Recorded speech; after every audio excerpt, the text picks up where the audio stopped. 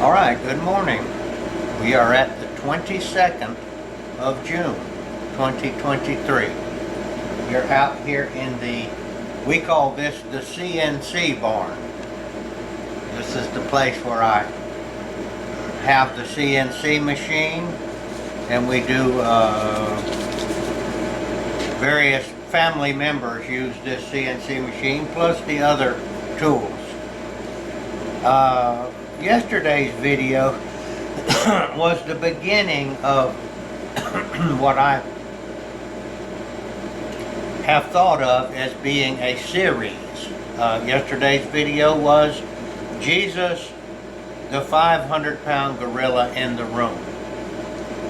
And that video is up there. Now this is the next day. And as I began to think about that, I realized that Jesus, Yeshua the Messiah, was the 500-pound gorilla in the room for many reasons. Yesterday I had one of the themes that I'm going to go in, and today's theme is going to be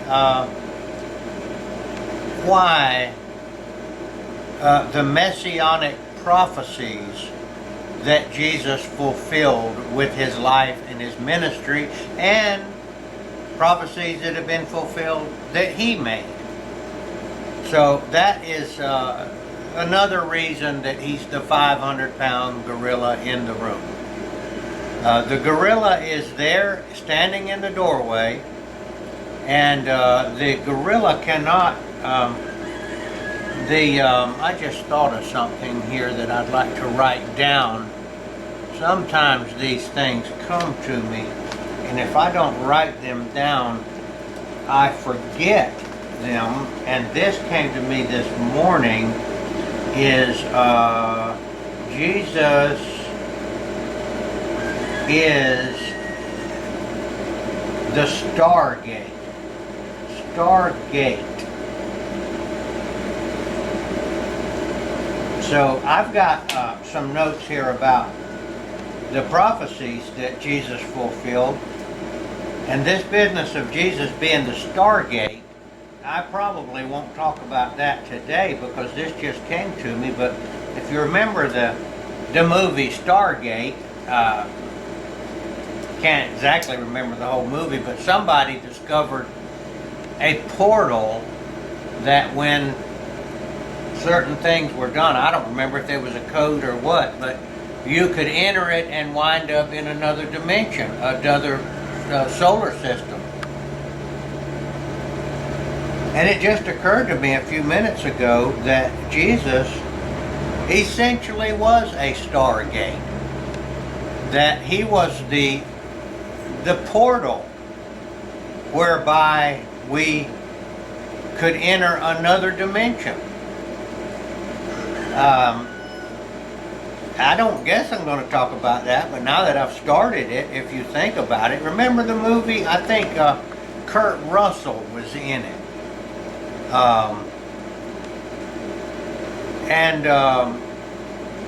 So the idea that Jesus is the portal or the stargate or the controller of the door into the other dimension, and the other dimension would be the kingdom of heaven, the spiritual dimension, from the fleshly world into the spiritual world. And he also came himself through that gate. He said he came from heaven where he had been with the Father, and he came through that portal, and when he came through it, he was born as a human baby and became human, essentially. What is flesh, and what is spirit. So what's coming to me right now is that when he came through that stargate, he had to become flesh and lowered himself from the spirit godly world into the fleshly world. And he had a specific mission to do by coming into that And that was to become the sacrifice, the lamb without blemish, that was required to get us from the fleshly dimension through this portal into the spiritual dimension known as the kingdom of heaven. And I said a minute ago that the stargate, probably there was some kind of code that could get you through there. So I'm thinking, yes, the code in this was that in order for Jesus to get us as fleshly entities into that and through that door into the spirit, he had to die. He had to give up and do a blood sacrifice to do away with our sin, because in the fleshly existence we all had and have committed sin. It's impossible to go through the fleshly dominion without creating sin. However, I will say that probably those that are in the innocent stage of, I would say, the Garden of Eden stage, like little babies, before they become aware, they probably haven't committed any sin. And my guess is that they can go back and forth through the portal.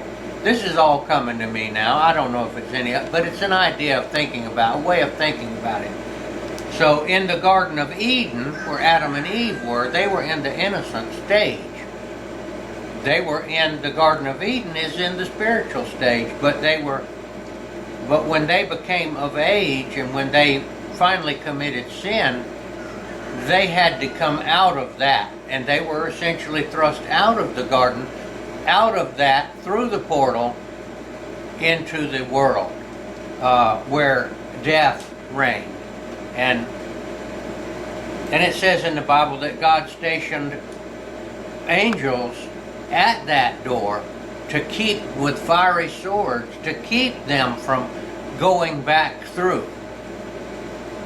So the only way to get back through, it became necessary for God, for Jesus, to come through that portal into the fleshly world and perform that sacrifice, which would then allow us to go back through the stargate into this other dimension known as the kingdom of heaven, which there is no death. It's eternal. There is no crying. There is no unhappiness. There's no heat. It's a different dimension. So he did that. And the way for us then, he didn't just open the gate and say everybody come through. There's a specific way that after he did his sacrifice, we can go through that gate. And that way is that we believe this story that I'm telling you, this analogy of what the Bible teaches, that we must see this, we must believe, yes, this is the Messiah. He did come here. He did sacrifice himself to unlock that door for us, contingent on our belief.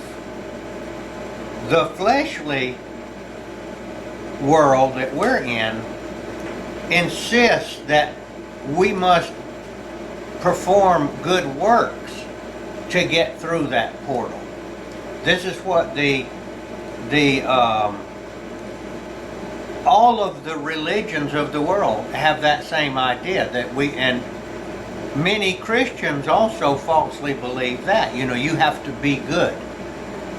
And of course you can't be good, because none is good but God. So we've all sinned and come short of the glory of God, and we can't go back through that portal. We've been thrown out of the Garden of Eden.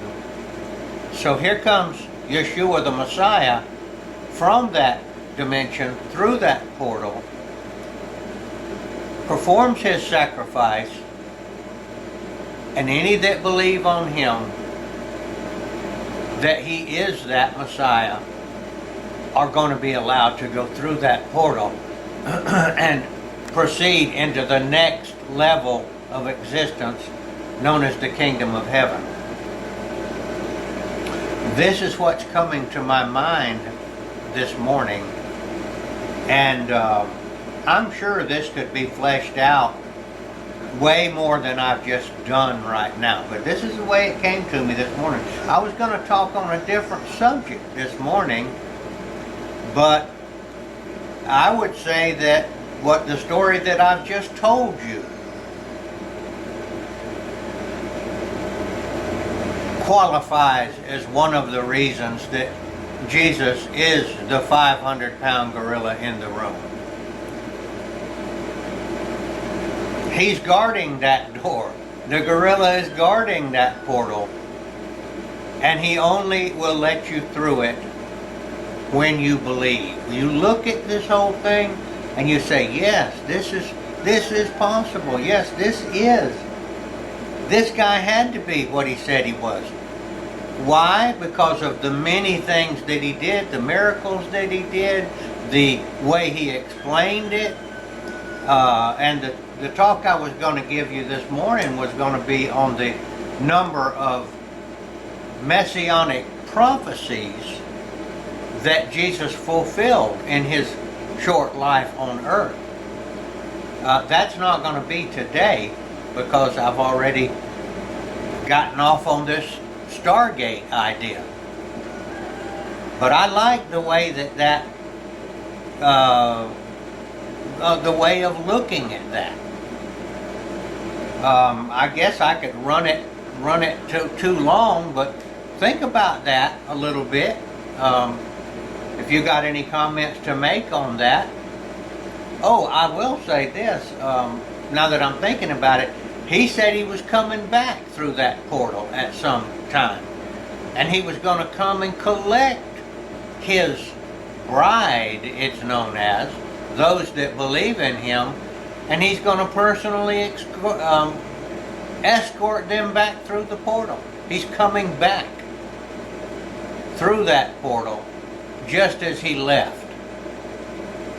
All right, I don't know what else to say about this. This just jumped out of my mouth this morning.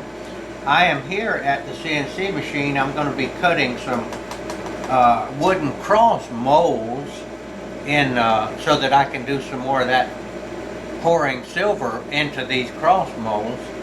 But we're just going to see how this comes out when we get back to the house. We're going to download this and upload it or sideways load it or whatever you do. I don't know much about that.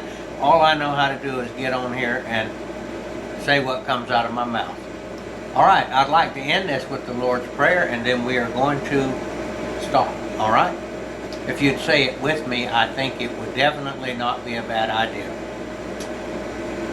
Our Father, who art in heaven, hallowed be thy name. Thy kingdom come, thy will be done, on earth as it is in heaven. Give us this day our daily bread, and forgive us our trespasses, as we forgive those who trespass against us. Lead us not into temptation, but deliver us from evil.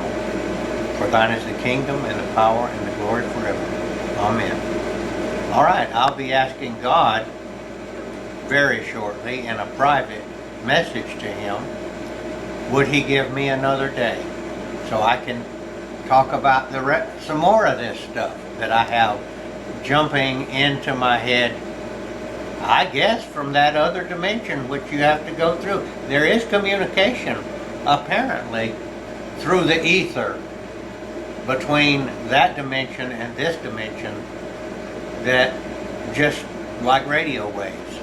That's the way I look at it. This is Gardner Israel signing off.